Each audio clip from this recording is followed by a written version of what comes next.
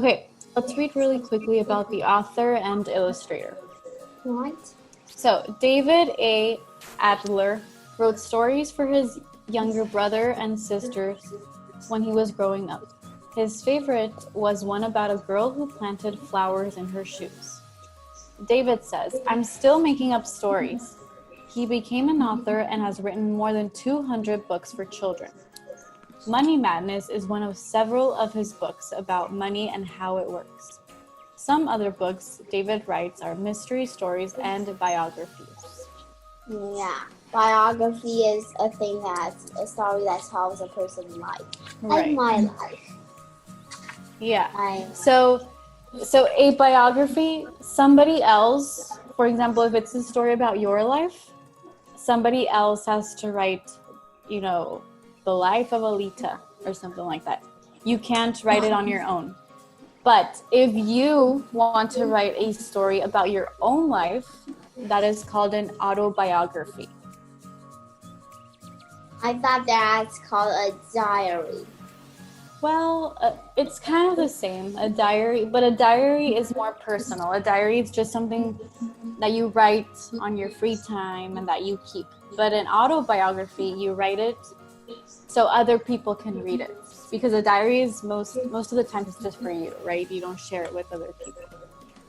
Yes, but I remember when my mom was buying books a few days ago, there is a book called Dear Dumb Diary, and here talk about the diary. I used to love those books when I was your age. Dear Dumb Diary. Yeah, so, in that case, it's not really, since those books are fiction, then it is a diary of a person who is not real, right? What is fiction? Yeah, it's fiction. But it's still a very fun book to read. Yeah, my mom's buying this right now. Okay. So your turn, Alita. David A. Adler wrote stories for his young brothers and sisters when he was grown up. His favorite was the one about a girl who plants flowers in her shoes. David said, "I'm still making up stories." He became an author and he written more than 200 books for children. Money Madness is one of several of his books about money and how it works. Some other books David writes are mystery, story, and biography. I think David is a good author, and I pretty like his story, and I really want to read the mystery story. So yeah, they're probably very, very good. Maybe you could, is there a bookstore? Where do you buy your books most of the time? Online. Okay, so friend my mom bought books about, and there's all English books about like Dragon Masters, Easy Elementary. These books, I remember I told you about Dragon Master. I showed it to you, and I said I have been inspired by High Cracker Cakes. Yeah, I remember those books. Yeah, and the Easy Elementary, the horrible movie.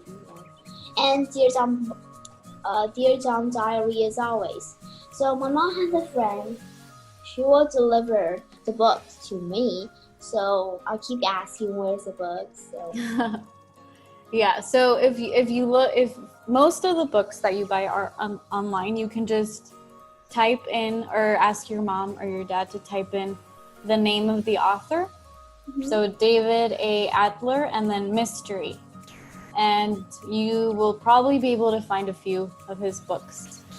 All right. So now let's read about the illustrator. So Edward Miller. Edward Miller always liked to draw pictures as a child. Now he uses a computer to create illustrations for books. His cat, Jimmy, likes to lie on Edward's arm while he works. Jimmy weighs 14 pounds. Wow. That's twice as much as my dog.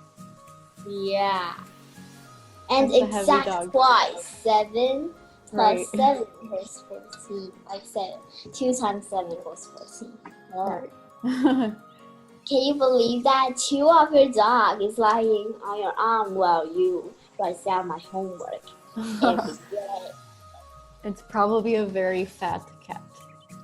Mm-hmm. This long, this fat. Yeah. Okay, your turn, Alita.